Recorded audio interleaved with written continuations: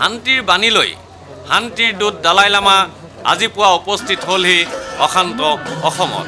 দুদিনীয়া কাৰ্যসূচীৰে অসমলৈ অহা ধৰ্মীয় গুৰুজনে শনিবাৰে গুৱাহাটীৰ ৰবীন্দ্ৰ ভৱনত এক বিশেষ অনুষ্ঠানত ভাগ লয়।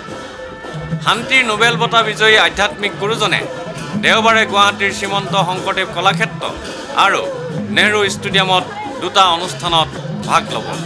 সম্প্ৰতি অশান্ত হৈ থকা অসমত উপস্থিত হৈ ধৰ্মীয় গুৰুজনে সকলোকে আহ্বান জনাই শান্তি সম্প্ৰীতি বজাই ৰাখিবলৈ।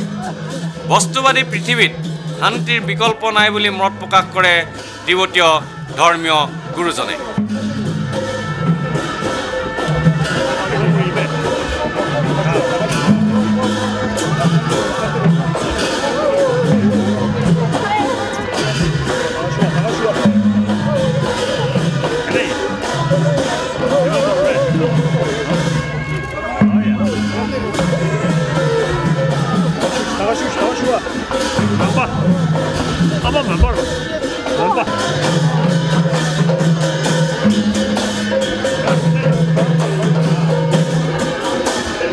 ভিডিঅ' জাৰ্নেলিষ্ট সুশান্ত দাসৰ সৈতে অমৰদীপ গগৈ, চেণ্টিনেল নিউজ, গুৱাহাটী।